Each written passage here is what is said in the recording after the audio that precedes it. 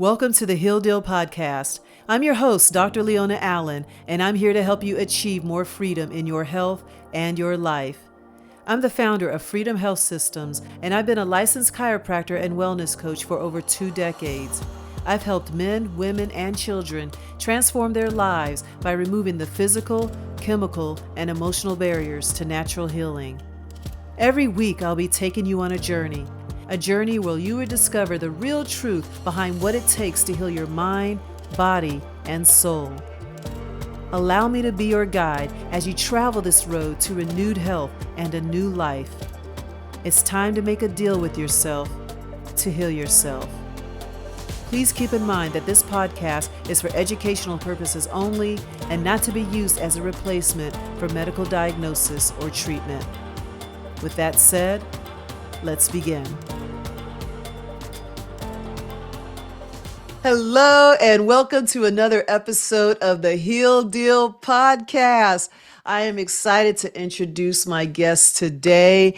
We met not too long ago. We really connected, and I just knew I had to have her on my show. She's a fellow Gen Xer, and we're going to talk about some transitions and things that we need to be aware of for our 40 and 50 somethings. So if you're in that age group, this is the episode for you. And I know you're familiar with me talking about health topics, but even going into that transition and just knowing what you know and being comfortable with who you are, no matter what age, is a form of health and healing. So we're going to go right into it. We're just going to be casual, have a conversation. So just welcome in, come on in, have some tea, get comfortable, because this is going to be good. So Michele Walter, thank you for having me or not having me. Yes, I'm laughing because she interviewed me on her podcast. So I got to remember that I'm the host this time. But I'm glad to be having you on the show today. And I'm going ahead and letting you share your story. First of all, give you give us a brief introduction about who you are and what you do. And then I want to get into your story and what got you to where you are today. But first of all, let's let the audience know, who is Michele Walter? Ooh, that was quite the energy. Like I feel that through the screen. That's awesome. And yeah, we're sort of on podcast overload today because we did my podcast with you this morning and now we're doing so yeah, we've gotten a double dose of each other today, which is awesome. Right. So I'm really excited to get to continue this conversation that we've been having because I think there's a lot of overlap in what we do. So I am a certified professional coach and a certified mindfulness meditation teacher. And my company is called Life from the Summit because I live in Colorado and I get to see the gorgeous Rocky Mountains out my back door every day, which I just love. And I'm a former recovering attorney. I worked for the United States Department of Justice for 20 years. And I was also at a law firm for about 3 years in the middle of that. So I did environmental litigation for about 23 years until I got really burnt out, really depressed, suffered from a lot of anxiety, and we can talk about that. Yeah. And finally found my way into starting my own business and working with now Gen Xers who are going through a variety of transitions that we're facing at this time of life, and supporting them with the coaching practices and tools and mindfulness teachings and practices that help me kind of put myself back together. Yeah. And what I find very interesting about your story is that you are doing a career for over 20 years. And at 49, I believe it was, yep, you decided to say, no more, I'm going to do something different. And we had talked about this earlier, how it's hard to make a transition at a certain age and the different reasons why that's difficult. So I want to know about your story and how you made that big transition in your life at 49 and decide to just leave an amazing career, because people think, ooh, attorneys or doctors are like, ooh, the big deal, right?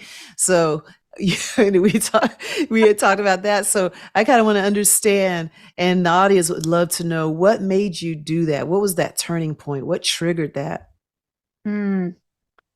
Yeah, I'm hesitating because it's one of those stories that I want to be mindful of triggers for other folks and Mm-hmm. also be very true to my story. So I lost my mom in 2012. She died of a heart attack at the age of 58.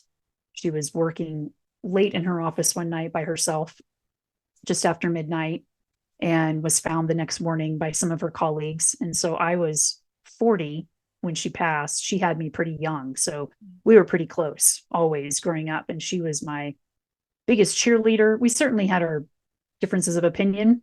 And I think I was a lot more liberal than she was. She was pretty conservative. You know, I was raised in Nebraska, rural Nebraska, grew up in a trailer down by the river. I mean, so you can't get much more redneck than that.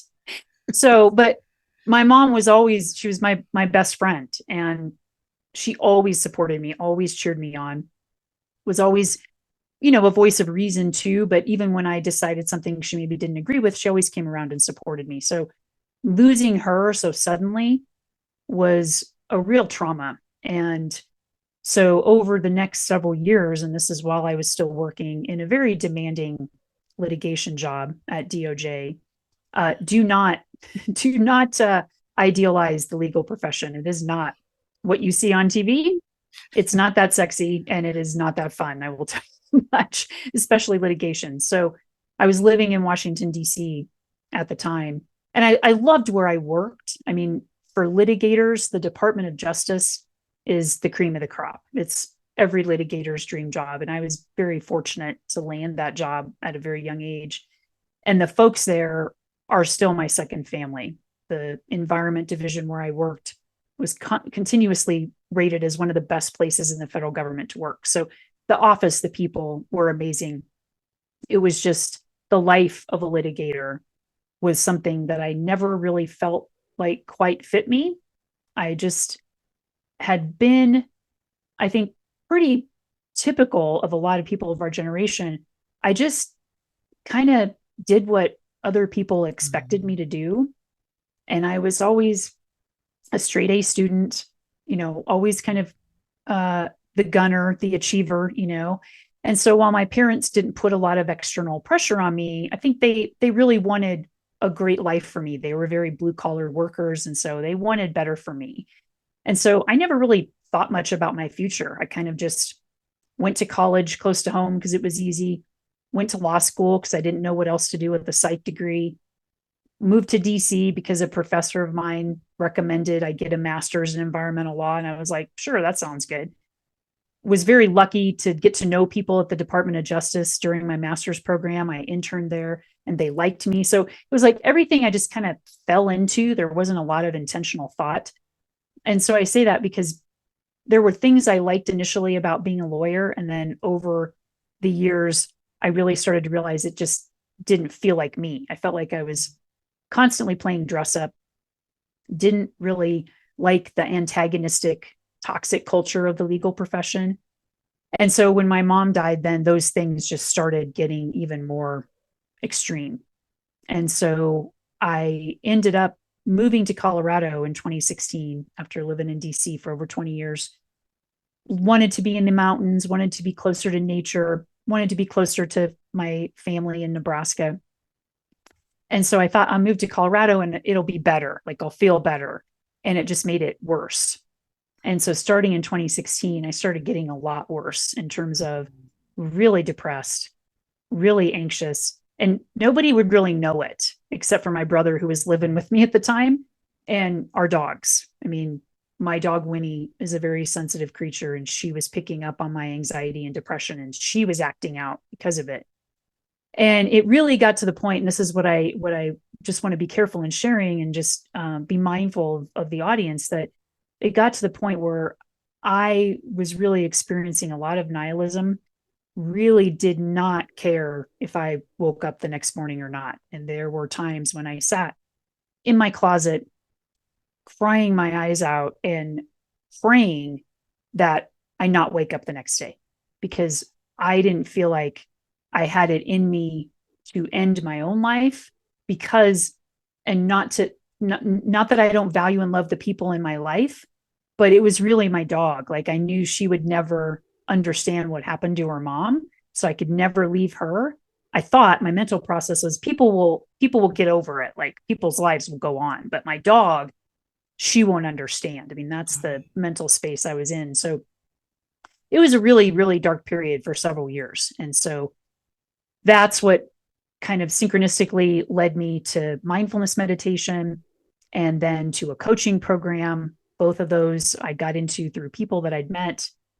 And I enrolled in the certification for coaching and the certification for mindfulness at the same time while I was still working at DOJ, which was a lot.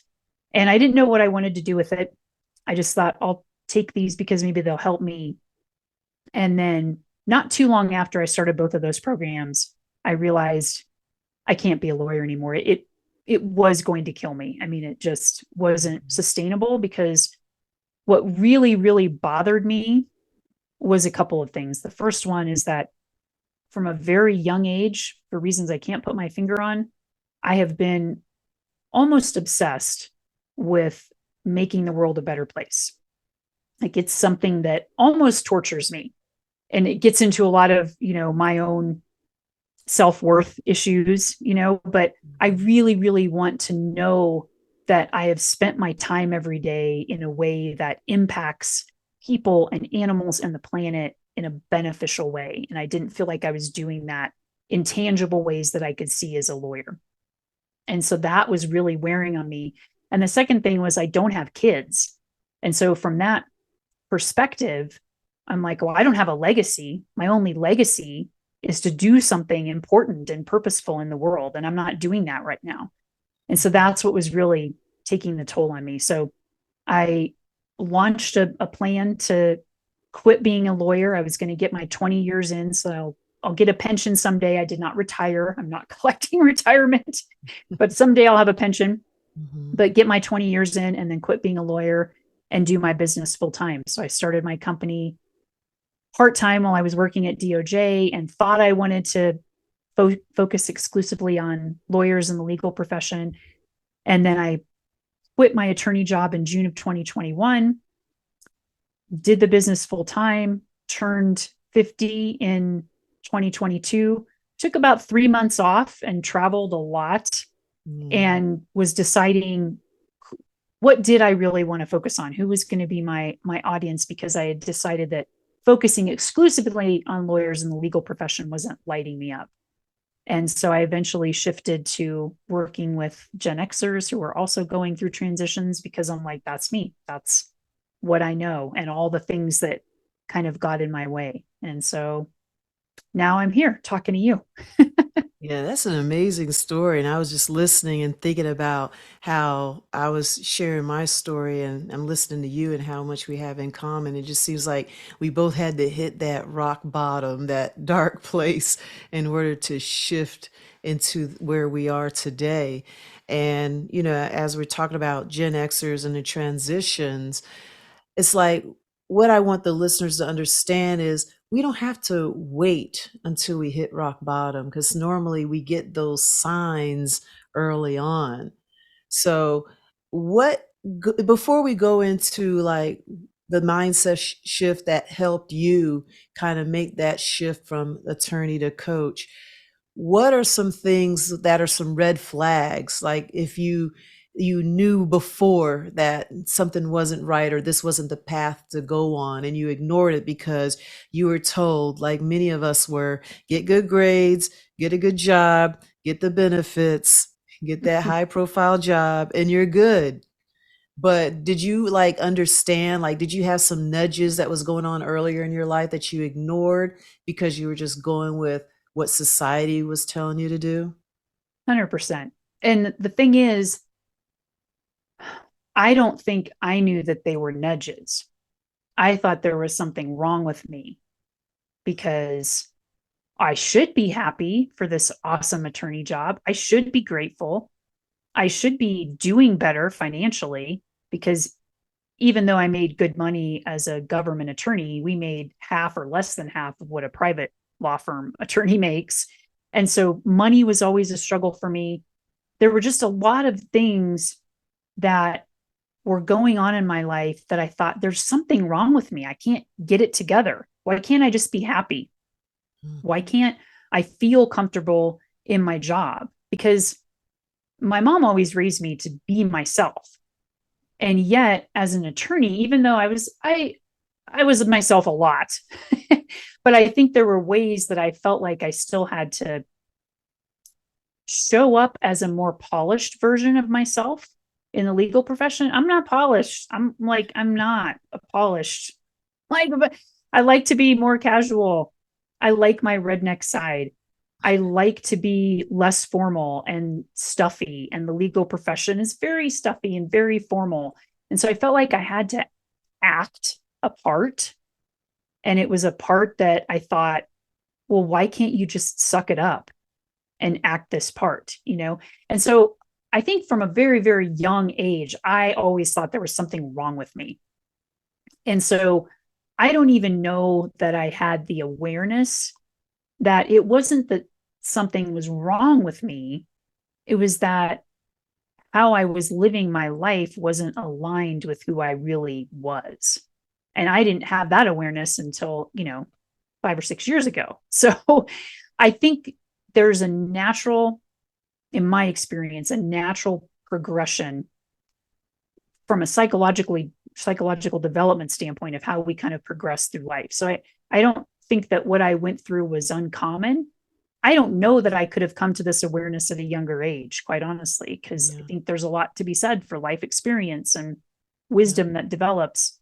That could be different for other people. But I think in terms of the red flags, looking back, the red flag for me was always, always thinking, what is wrong with me? Why can't I just be happier? Why can't I find my purpose? Why can't I feel purposeful as an attorney? What's wrong with me that I can't find the right boyfriend? What's wrong with me that yada yada yada, like fill in the blank? And so I think for folks listening, if you're sitting there asking yourself, what's wrong with me? I don't think it's a red flag that there's something wrong with you. I think it's a red flag to start to be curious about, where is my life not aligned with who I really feel like I am. Yes. Yeah. Because we are unhappy if we're not living our purpose and we're living for other people. Because I was like, I'm listening to you and I'm thinking of clients of mine, and a lot of them, like some of the barriers to healing and things like that, because they're at a job all day being someone they're not. And then when they get home, they're too exhausted to do these healthy things. That's why it Yep. all makes a difference. Your job could be holding you back, or how you think of your job could be holding you back. And it is hard. I mean, I only lasted about 4 years as an engineer, but I was planning on leaving after two. I cried in the parking lot. And, people can understand, man, you're an engineer, you're in your 20s, you're making all this money. I had no student loans because I had a full ride, but I was unhappy. I was miserable. Yep. So that was my first disappointment. And then I went to chiropractic school, and then my next hurdle of things to overcome happened in my 40s. But it's just those things that it could be a blessing in a way where we start to recognize I'm not happy and actually doing something about it. And a lot of women, Gen Xers, we both work with that age group. And I think that's the biggest hurdle, because they think at this age, it's too late. They have to kind of just keep the mask on and live with it. But it's hard to thrive if you're compensating for that, if you're just going Yeah. day by day in an environment that you don't like. So I would like to get into some of those shifts that can help these types of women, because this is you have an amazing story, and I know you Mhm. can relate to a lot of the women out there. And I want to get into like some of these shifts that you had to make in regards to making that transition, and make it practical so that our listeners can start to recognize their struggle in themselves and start to move forward in their lives. Yeah. Yeah. We're all about the practical advice, right? We want to be Yeah. able to take something and implement it.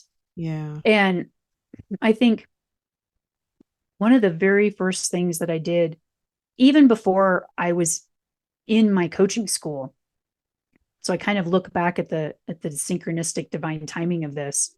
I had just moved to Colorado and started dating a guy and thought he was the one. We talked about a future, like all the things. And then lo and behold, he broke up with me out of nowhere. And it really sent me into a deep, dark spiral. And I think that was sort of the start of the really dark nihilistic journey that I went on. But during that time when I was sort of healing from that, I watched some video, and I wish I could remember who it was from so I could credit them with this. But it was a woman who was talking about, in terms of relationships, finding your values and understanding what your core values are, and looking back at all the relationships that you've had in the past that haven't worked out. You will see that it's because not because the other person didn't have the same values. You don't have to have the same values, but because in one way or another, the other person didn't allow you to feel like you could fully live in alignment with your values. And I thought, well, that's interesting. And so I spent, I think, 2 days. I sat down, because I'm like a dog with a bone sometimes when I get an idea. And I put a lot of thought into what are the things that are really, really important to me.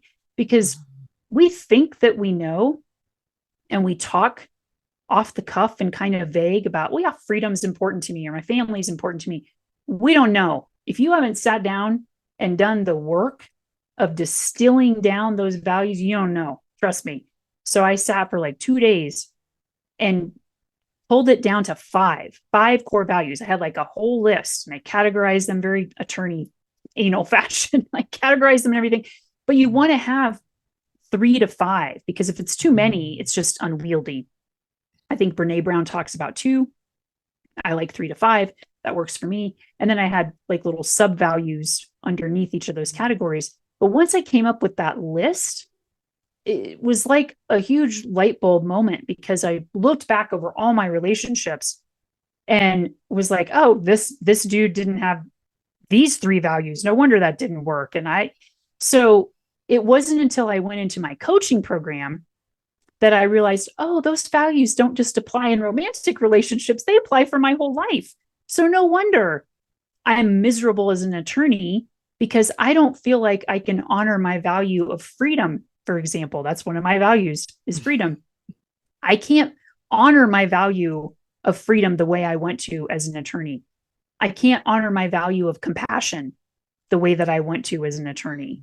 And so everything just started clicking, because in my coaching program, we learned about values too. And I was like, yeah, values are foundational for me. And so I often sound like a broken record with friends and clients, because I'm constantly sending the message of, you have got to do the work to get crystal clear on your 3 to 5 core values. And it's the first thing, one of the first things I do with my clients. I have a whole core values kind of primer course that's a free audio course that folks can download, because you have got to sit and narrow it down and then understand what each of those values actually means. How do you define those? What does your life look like at the times when you've honored those values? What does your life look like at the times when you haven't honored those values? What do those values feel like in your body when you're honoring or dishonoring them? Because your body knows. Like, you'll feel it in your chest or your stomach or your shoulders or hips or whatever it is. You'll know if you're aligned or misaligned with those values. And so I think that's the number one, like the very first step, is to get clear on your values, know what they mean, know what they feel like when your body tells you you're aligned or not aligned with them. And then start to craft the vision of your life that looks like a values aligned life. And you'll be amazed at how many possibilities that can open up for you once you see that, oh, there's a lot of ways that I could honor my values, and then start taking tiny steps toward that. So that's the first thing I would say. Oh, I love that one. I agree with that 100%. It's like similar to how I take an approach, knowing your why, Yep. having your vision in place and beginning with the end in mind. What Yep. health do you want? What life do you want? Get clear on that. And then you make decisions that support that vision and that life you want. Because if you don't believe it, you're not going to achieve it. And I think we get messed up with these cliches, see it to believe it. I think we got to believe it to see it. So it's like, I Mm-hmm. think Yep. we're taught opposite of what we need to know sometimes. And I love that. And I was thinking about, we were talking about how sometimes they may not be red flags. Sometimes we have to experience life and get that experience. But I was just thinking about sometimes, being a mother, actually, instead of telling my kids, get good grades, get a job with benefits, after what I'm going through, I'm trying to encourage my kids. What do you love to do? What do you envision? Mm. And the younger, the better. We it happened for us in our, over 40. But Yeah. I believe it can happen younger, but I don't think we live in a society where it's encouraged. We just go through the system and then we go through life. But I feel like we're lucky, because we did figure it out. But just imagine the women out there, they're waiting until retirement or something like that to really understand their core values, or they're not even thinking about it because they're just so busy trying to get through the day and wear that mask that they don't even think about their core values because they're busy living for other people's core values. Yeah. So Well, and that's a just to good add one. to that, like to deepen that a little bit, even if oftentimes what I see, people think they know their values, they're Hmm. actually living other people's values that they don't even know that they've adopted. And so I learned in my coaching school, IPEC, that we make this distinction between fear based and conscious based values. And it's not to say that one is better than the other, because fear can serve a good purpose. We want to start to recognize when fear has been hijacked and has Hmm. gone beyond just basic survival mode, and it's actually taking a toll on our bodies, on our well being. And so to understand, are the values that I think are mine, are they actually mine? Or did I get them from my parents? Do I think I, quote, should have these values? If you're saying these are values that I want to honor because I should or I have to, fear based. If Yeah. you're saying these are values I want to honor because I want to, I get to, conscious based. So those are the ones that you're choosing. And again, it's not to say that you can't have a fear based value, like financial security, for example, for a lot of people might be fear based. That's not necessarily bad. We just want to look at how much is that fear taking a toll on you?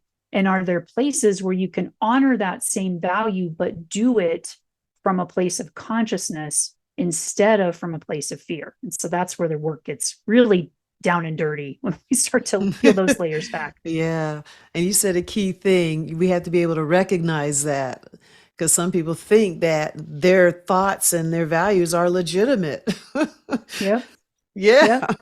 Yep. We And just go through life on autopilot, yeah. like, oh, yep. Yep. And I think another way to determine if your values are working for you, look at your results. Are you happy with your life? Are you happy with where you are? Chances are, you don't have the right values if you're not Yep. content with where you are. You might not know right away, but if you want to make that transition and make this shift in the next stage of our lives, we got to wake up to those core values and be honest with ourselves. Yeah. Yeah. Yep. Yeah, I Absolutely. agree with that.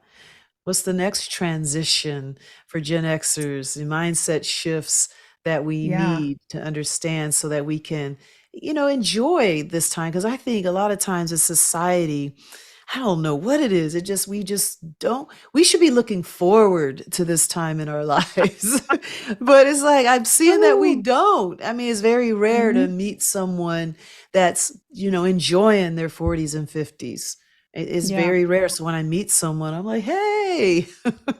But it Yeah. is a lot of women out there that are just unhappy and they feel like, I don't know if they feel like the life is over. They just don't know what's next, especially if they had children, their kids are in school, or they are retired. They just don't know what's next. And they're just sitting Mm-hmm. there, wish they wanting somebody to take care of. Mm.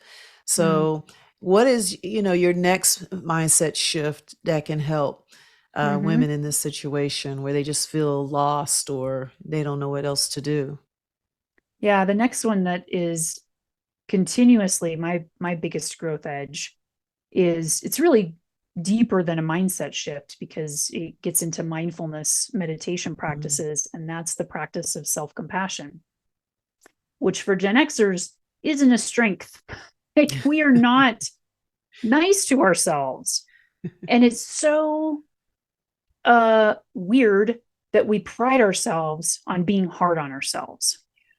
And when I teach classes to people about self-compassion, there's a lot of resistance because there's a lot of myths about self-compassion.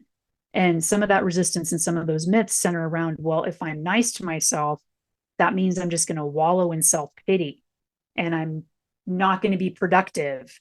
I'm not going to get anything done. I'm going to be weak. I'm going to be passive. And we know from the work of particularly a couple of people, Dr. Kristen Neff and Dr. Christopher Germer, over 1,200 studies last time I counted, and I'm sure that total is a lot higher by now, over 1,200 studies that show that self-compassion actually creates more self-confidence, deeper self-worth, more resilience. It can actually make you, I don't want to say productive in terms of like a cog in the machine, but you're coming from a place of a more sustainable fuel source. When you're nicer to yourself, you can actually get more things done because you're doing things that feel good, if that makes sense. And so self-compassion really is a superpower in my view. And I think we really need to get that message and hammer that home, that we need to understand that we don't like it when people talk smack to us, right? Your brain doesn't know the difference between when somebody else is talking smack to you and you're talking smack to yourself. Yep. It might feel a little bit different because you know it's you, but it still puts your brain in this like survival mode because you feel like you're being attacked. Yep. And so if you are constantly attacking yourself and you're in that fight, flight, or freeze mode or fawn, that is taking a toll on your system on a daily basis. And so we want to learn to treat ourselves just the same, if not even better, than we would treat a good friend who is going through something challenging or who might be suffering in their self-confidence or their self-worth. We wouldn't tell them to, well, suck it up, cupcake. We're going to be nice to them. We're going to put our arm around them. We're going to show them kindness and love and nurturing, but we don't do that to ourselves. And so self-compassion is really about treating yourself how you would treat a good friend, because you don't deserve to be treated worse than your good friend. And so with self-compassion, the practice of it, and I want to emphasize that it's a practice. There's three elements to it, and then there's sort of some things to watch out for, so that we're easing into the practice in a way that isn't alarming to our nervous systems. So the three elements, and this is based on the work of Dr. Kristen Neff, is the first element is that you want to be aware of the fact that you're experiencing something painful situation, whatever it might be. The second element is to then remember that pain is part of the human experience. Every even creature, doesn't even human, like my dog, every living being is going to experience pain. You're not getting out of this life without experiencing pain. And so we want to remember that, because when we're experiencing something painful, it can feel very lonely and we can feel alone. And so while our pain is unique and important and sacred because it's ours, we want to remember that we're not alone in experiencing pain, that everybody experiences pain. So we're all in it together. And then the third element is to do something nice or kind to yourself or for yourself. And that can be something as simple as putting your hand on your chest, rubbing your arms, getting a cup of tea, curling up with your dog or your cat in a blanket, going for a walk, treating yourself again like you would treat a friend. So think of some kind gesture that you'd show a friend and just show that to yourself. And those are three elements that you want to practice. So there are self-compassion meditations. I have a self-compassion meditation I've recorded, because you want to sort of try it on. It's like going to the gym. You don't want to just go out tomorrow and run a marathon if you've never trained. Right. So you want to work out that muscle of self-compassion by practicing those three elements, maybe in mildly painful situations, things that aren't too uncomfortable or too unpleasant, so that you can start to build up that muscle of self-compassion when it really, really counts, when there's something really painful. So it is a practice. And again, it's one I'm constantly reminding myself to do, even in the moment, just to pause and be like, yep, that's something unpleasant is happening right now. This sucks.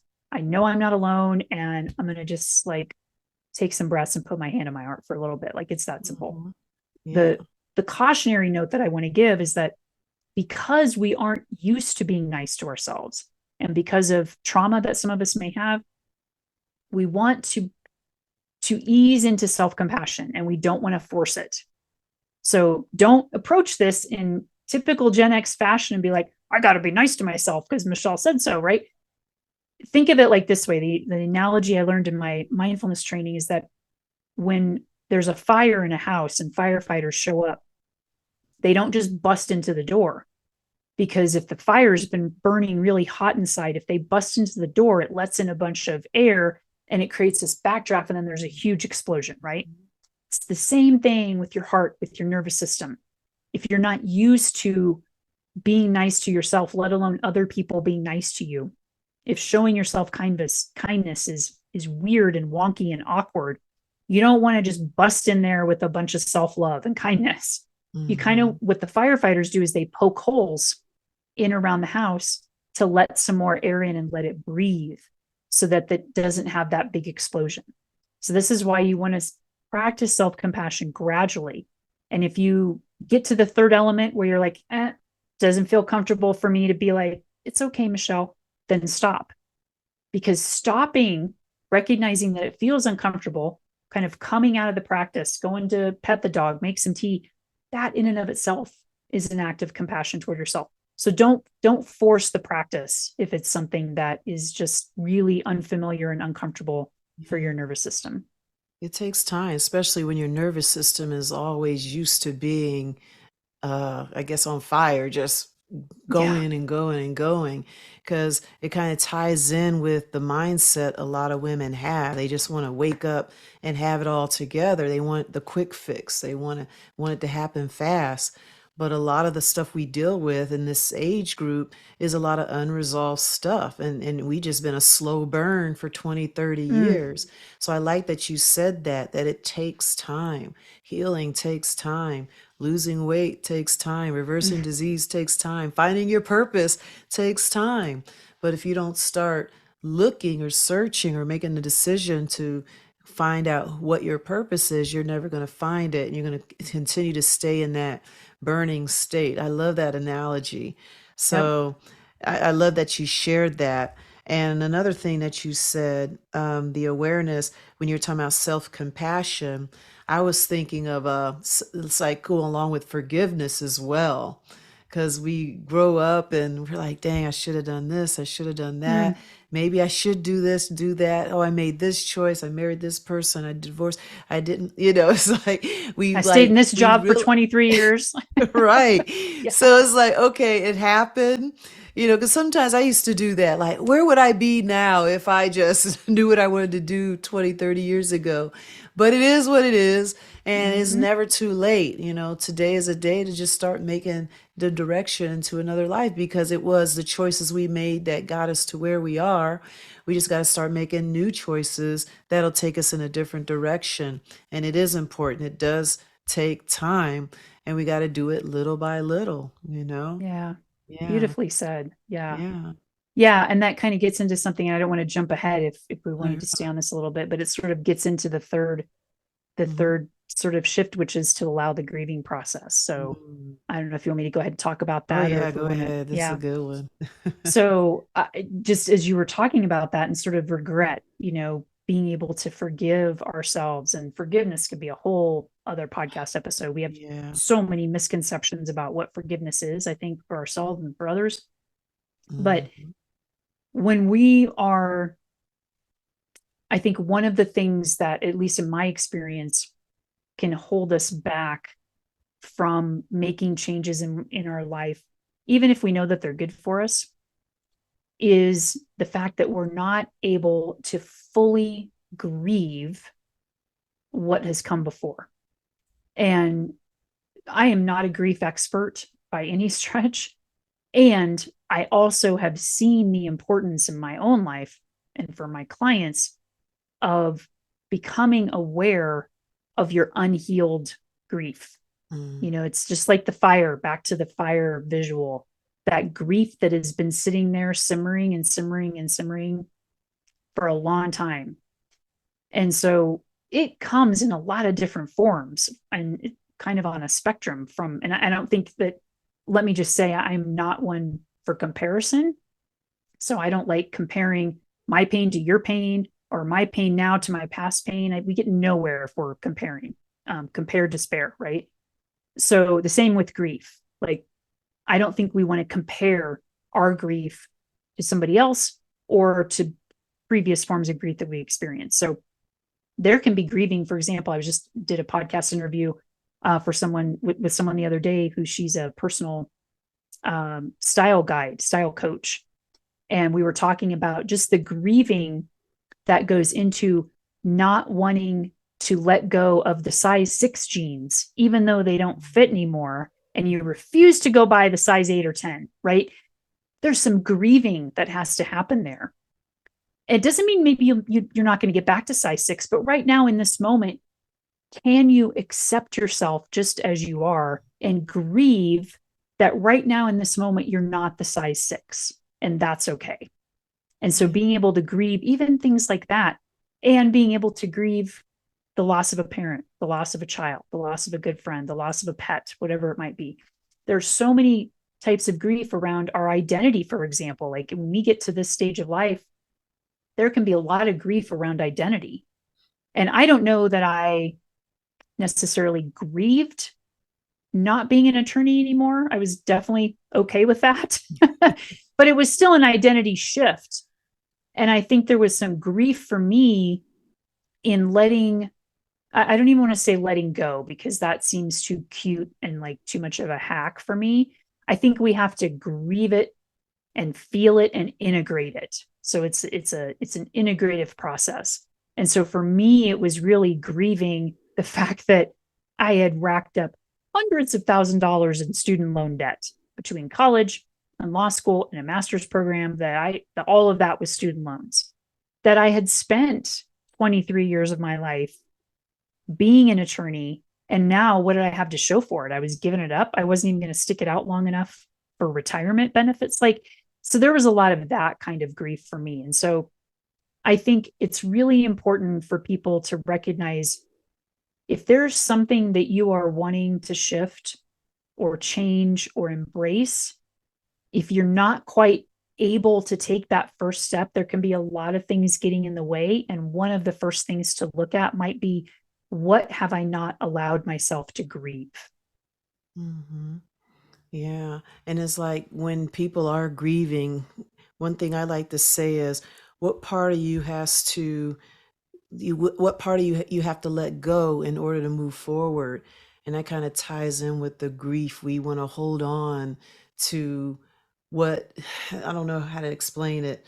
It's like we hold on what used to be, and sometimes we just Yeah. got to let that go. I think earlier we were talking Yeah. about how we'll hold on to our mother's stuff and our mother's stuff, and those types of things can be a burden. It doesn't allow us to move forward.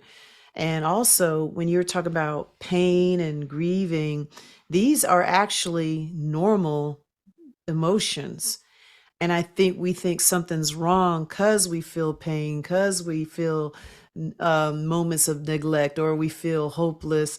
These are just things that we experience, and it's just signals to tell us, hey, we need to reassess and analyze. But Mm-hmm. I think what happens is a lot of women try to avoid those feelings, and Yep. instead of using them to move us forward. Yep. We were talking about earlier the ugly cry and all Yeah. these moments. It's a I part love a of good it. ugly cry. Yeah. It's part of the growth. It's like, that's a good sign, Yeah. that ugly cry. It's like a shedding that happens.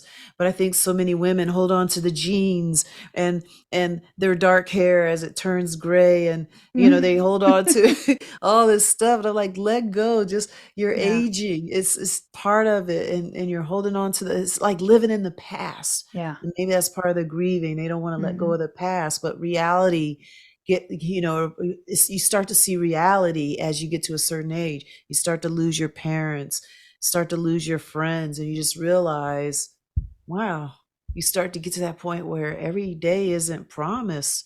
what am I Mm-hmm. going to do with the time I have? Yeah. Yeah. Yeah. And I might offer too, uh, in my experience, I feel like the to tell myself I need to let something go. Yeah, there can be some physical things like we talked Yeah. about, like I had to clean out my Hmm. basement and let go of a lot of my mom's and my grandparents, and my great grandparents, like all the stuff, like let go of the stuff. Right. And when I'm talking more about like the emotional component Hmm. of that, Like beliefs and stuff. yeah, like I feel like I need to bring it, come back to the word integrate. I love that word because I'm a big believer in everything, every part of us, every emotion is a valid human experience. And I think that's one thing I want people to Hmm. really, really, really sink their teeth into is that as human beings, we are meant to experience every single emotion. There Yep. is not an invalid emotion. Our relationship to it and what we do with it can be the issue, but the emotions themselves are all meant to be part of the human experience. So there's nothing wrong with feeling the feels, with turning Hmm. toward the pain, with facing it. I think people are afraid that, well, if I turn toward the pain, then I'm never going to come out of it. It's a separate conversation, and that's not going to necessarily be the Yeah, but case. I get So what you're saying, though. yeah, like we want to be able to turn toward those feelings because for me, if I think about, well, I just need to let the pain go, there's a part of me that's like, no, bring her along too. Bring along those past versions of you. There was one of the authors and podcasters I follow, Rob Bell, talks about transcend and include. And I just love that because I'm like, yes, I'm Mm. constantly growing literally a new skin by the minute, right? Yes. So let's transcend and include those former parts of ourselves. Let's include all the mistakes, all the regrets, and keep transcending, keep going. Because then I feel like that's the whole person. That at the end of the day, I am all of those things. I'm all the versions. I'm all the mistakes. I'm all the happy Mhm. moments, all the sadness, all of it. So Yeah, one of my other favorite words besides freedom is evolution. We're yes, constantly evolving. And thank goodness I'm not the same person I was. right. Thank goodness. I like It's I don't know like how some I'm of still us hold alive. Quite honestly, on. yeah, You know, they're they're 50 and 60-year-olds and they still look and I mean act like teenagers. I'm like, come on now. We're supposed yeah, to, be wiser and help the younger generation.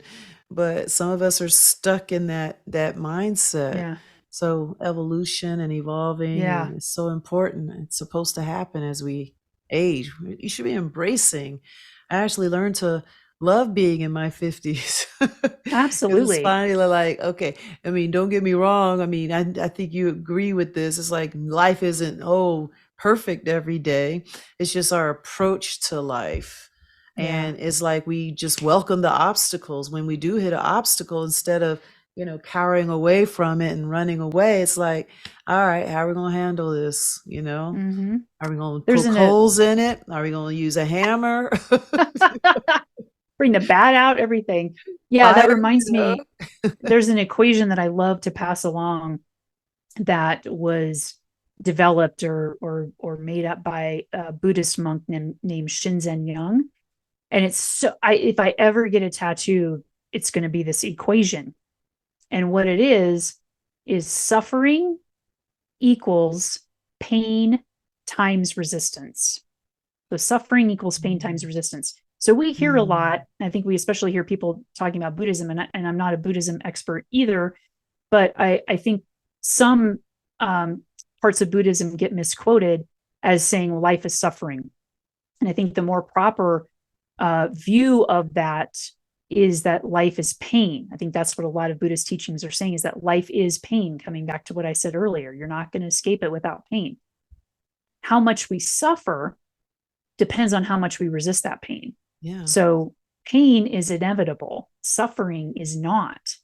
So if we have a painful event that is at like a level 5, but we're resisting it, we're denying it, we're Mhm, ignoring it is also resistance, mhm. stuffing it down, turning the other cheek, that's all Yep. resistance. Anything Yeah. but facing it and moving through it is resistance.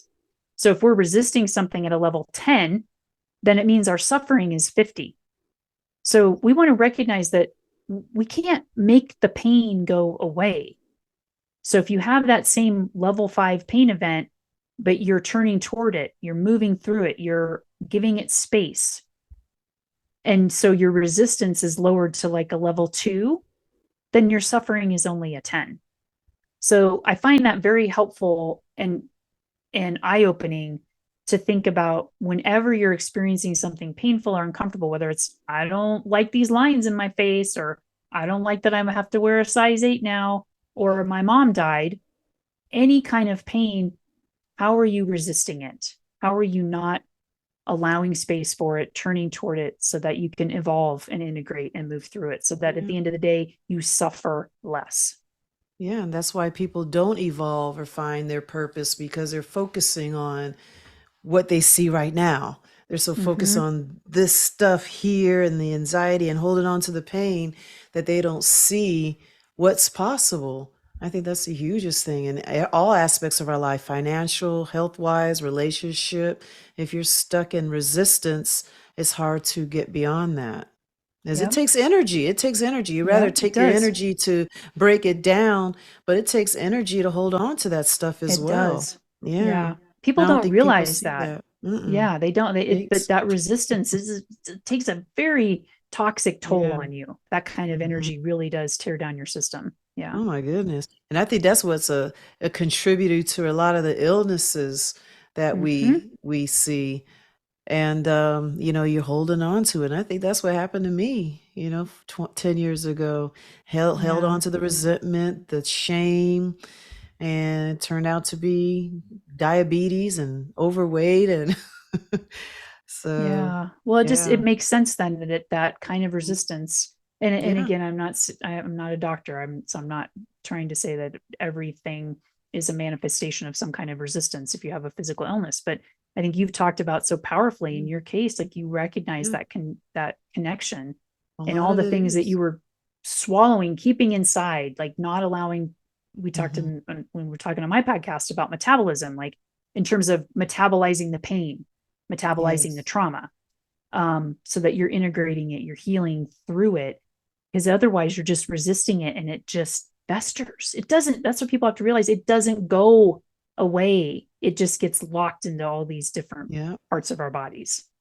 Yeah, I remember reading a book years ago called Feelings Buried Never Die or something like that. Oh, I have And it. it I'm going to talked have about to check that out. yeah, like feelings buried. I think it's called Freedom. I don't know if it's like feelings buried alive never die or just feelings buried never die.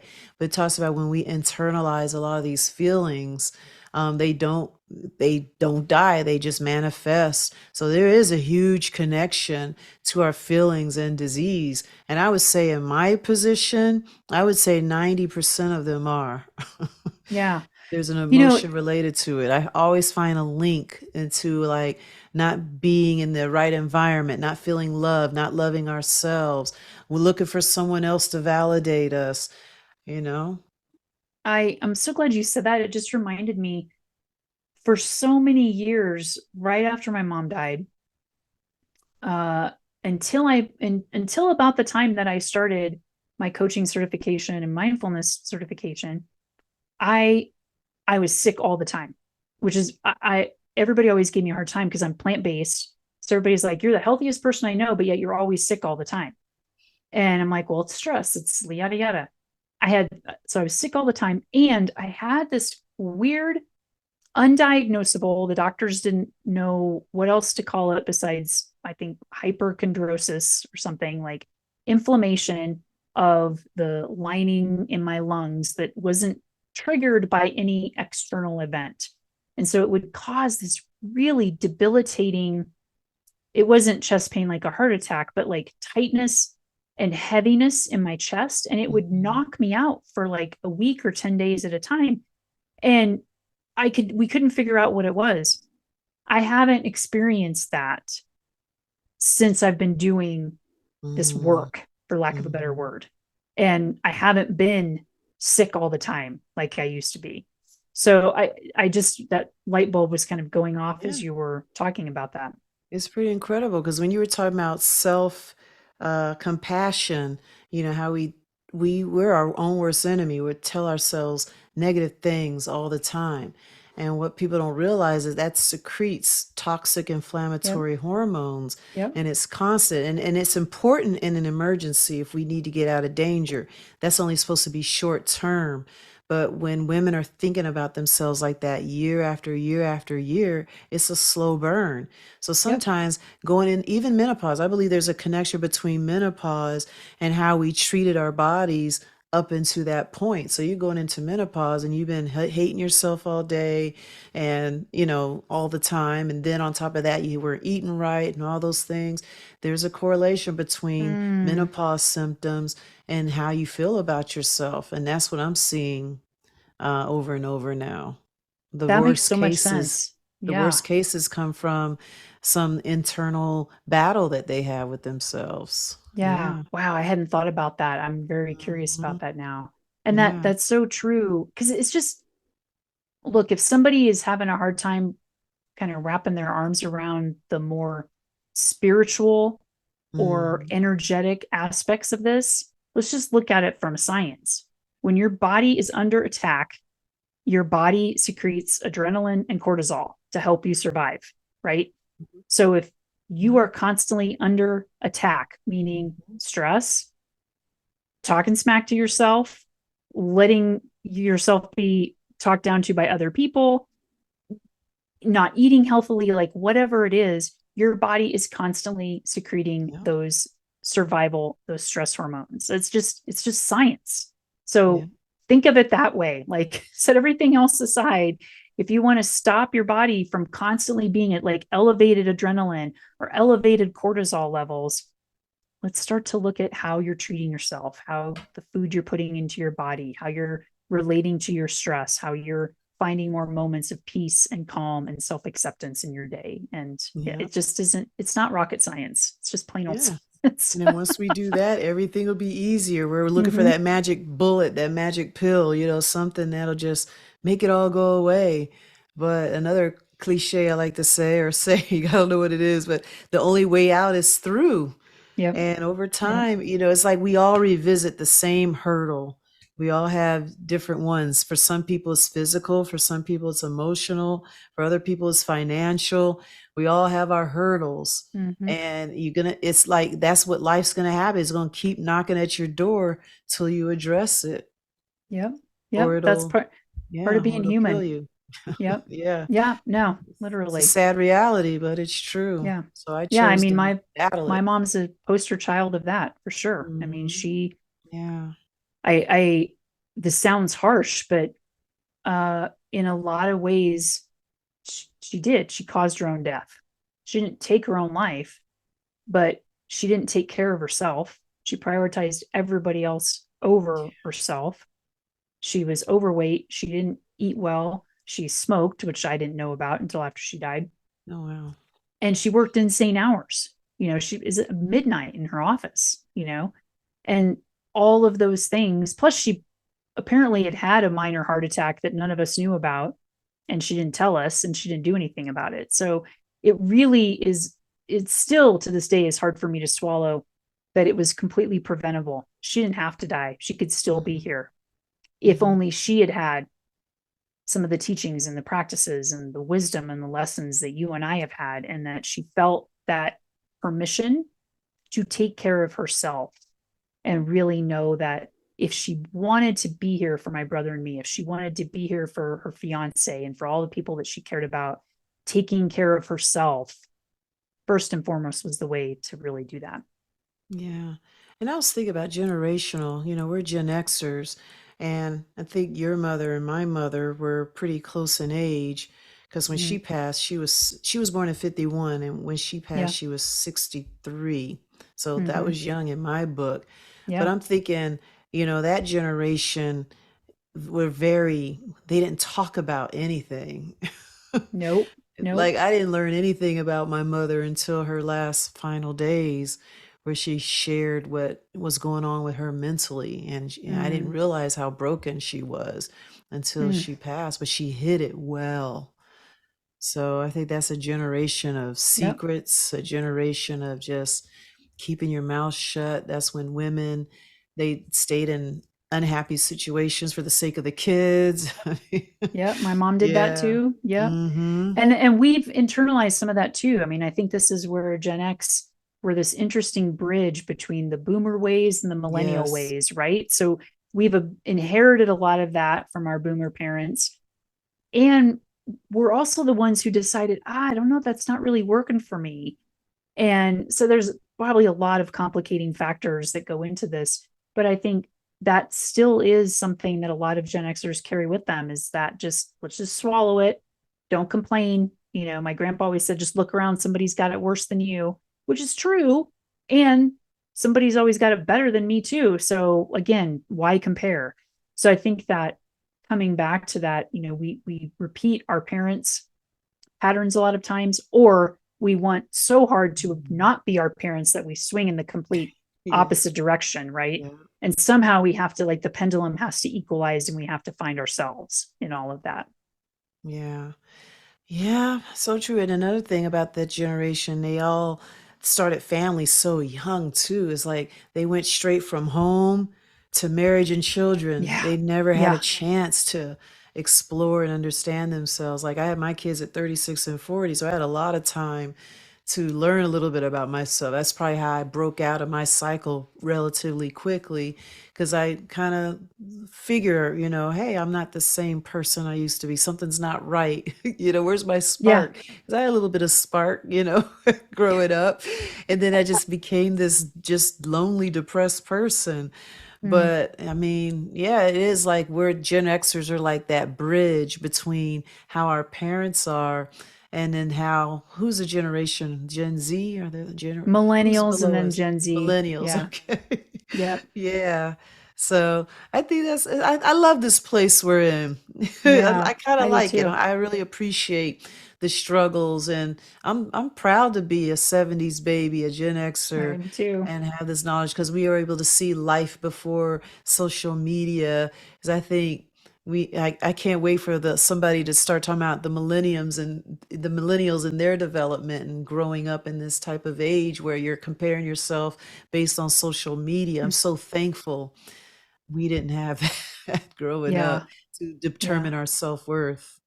Yeah. Yeah. It's such an interesting dichotomy might be the right word, that as Gen Xers growing up, we were so connected to each other because we didn't have technology, and connected to our environments. We were Yes. outside more, we were playing outside.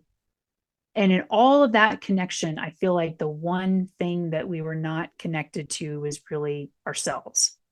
We Yep. somehow didn't, like, that piece is missing. And I think that's what is now part of our struggle as we are in our 40s and 50s, and some of us are getting closer to the 60s, right? That we really have to unlearn those ways that we were encouraged to disconnect from ourselves. And it's so much easier even now with technology. It's super easy for us to disconnect from other people and from ourselves. We don't like to sit in our discomfort. What do we do? First thing when we come home from a crappy day, a lot of us, if it's me, you make a margarita or you crack open a beer and you watch TV, right? We don't come home and meditate. Like, God forbid, we sit in the unpleasantness. We don't want to do that. So yeah, we've missed the message on learning to connect to ourselves in all of that. Yeah. Yeah. And Mm-hmm. others too. And I think that's what's happening now. We're not connecting to other people. And if we do, it's through a text or Facebook or Yeah. email or something like that. Yeah. Oh my goodness. So it'll be interesting. That's a whole nother topic, whole I know, nother. right? Like, this I we could do know. like a whole mini series on. I know the differences in the generations. But yeah, it's incredible. So I guess it's my turn to put you on the spot. Yay! You're gonna put the lawyer So, on the spot. Let's go. so, what's your favorite moment growing up as a Gen Xer, Mm, or yeah, I guess I'll answer that. I have another one I just thought of, but I'll let you answer that one okay. first. Yeah. The first thing that comes to mind, and we talked about this morning when the roles were reversed. I Because I spent most of my childhood in a trailer down by the river, some like the female version of the Chris Farley character from Saturday Night Live. I don't know if you ever saw that, like the van down by the river. But I played outside all the time, all the time. I mean, we had two St. Bernards when I was really little, which were just the most awesome dogs. And the female was the typical slobbery, wet mouth St. Bernard that you see. The male actually was a dry mouth. And so because I had just free reign, I mean, I'd go down the riverbank, I'd play in the river, I played under the bridge, I was out in the forest. And my mom was like, she's fine. But when my mom needed to find me, she would send the female dog, Freckles, to come find me. She'd say, Freckles, go find the baby. And because I was like 2, I mean, we're talking baby. Oh, and wow. so maybe I wasn't in the river when I was 2, but I was still pretty young. But I would out in the yard, like at least when I was 2. And so Freckles would come and find me, and she would get behind me and she'd nudge me with her wet, slobbery mouth, and I'd be covered in slime and it would make me gag. But she would like nudge me and push me all the way back to the house. And those are like some great memories of just being able to play down the river and connect to nature. And I think that's why I love nature so much now is that's how I was raised, was just getting dirty down in the dirt and the weeds and the rocks and the grass and the trees and everything. And it was awesome. It's incredible. And then if there was a song from our generation that describes your journey, Oh what would it yeah. be? I'm a real music person. I don't know what the word is, but like I'm a real music appreciator. It's like wine. I can't describe music, but I just know what I like. It's sort of the same with wine. But there is like my theme song came from later in the grunge era, which was it's called "More Human Than Human" by White Zombie. White Zombie, yeah. It's a very like it's got a just very powerful beat to it and rhythm, and it just can really psych me up, and so it's like, yeah, I'm more human than human. So that's my theme song. I love it. Oh my goodness. This has been incredible. I can't think of any more off the I love it. Thank you unexpected for I questions. never get to be on the spot. I I love it. know. I think that's a great idea that you did that. Let's see. You got the song, we got the moment. What else did you ask me earlier? That was good. Oh, Uh, biggest piece of advice for Gen Xers going through a transition. yeah. Those Answer are the that one. ones. Have you asked your own questions? Yeah, I'll answer my own question. I honestly think it's that equation: suffering equals pain times resistance. Like if you Mm, remember nothing else from this conversation, like tattoo that equation on your yeah. forehead or on your wrist or something, because if you're struggling to go through a transition, you're going to want to, as I mentioned, look at what are you maybe not grieving, but also look at related to that, what am I resisting? Because not Hmm. grieving is resistance too. So what am I resisting? What's Yes. making me suffer more than I have to? Yeah, that's powerful. Well, I love this topic. I know this is really going to help a lot of listeners because it really comes with awareness and doing something with that awareness. So before we close, where can my listeners find you? How can they contact you? And I also have a lot of the information in the show notes, but go ahead and share the best way they can reach out if they want to learn more about you. Yeah, so my website is lifefromthesummit.com, and summit is SUMMIT. So lifefromthesummit.com. That's my Instagram handle, Facebook, LinkedIn, I think is just my name, Michele Walter. And YouTube channel is also Life from the Summit. And I have my podcast, which will be, I don't know when this episode with you on your podcast is going to air, but my podcast is launching April 2nd, 2024. And it's called the Gen X Shift. And so that everything for that's run through my website. So that's lifefromthesummit.com/podcast is where you can find more information on that. So yeah, contact me through the website. I love it when I hear from people. I love to get people on a call and talk about how I can maybe support them through whatever transition that they're trying to make. Yes, absolutely. Yeah, that's very important, listeners. She has a new podcast launching April. That's right around the Yeah. corner. And Time next week, flies. yeah, I So, know. Yeah, exciting, exciting. Well, I really enjoyed having you on the show today. Some great information, some Mm. great nuggets, and I'd love to have you on again I sometime, was gonna say, I especially. think I'm gonna want you back on my show. So, and I want to say, when you were talking earlier about, finding your spark, it's so hard for me now, having just met you, to imagine you not having a spark. And so I'm just so grateful that you found your spark and that you're doing the work that you're doing in the world to Mhm. support women, and that we got to connect because now I get to benefit from that spark. So I feel really grateful. Yeah. Yeah, just thinking about that spark. I think we all typically have it as children Yeah. because we just don't know, like you're in the river and Mm-hmm.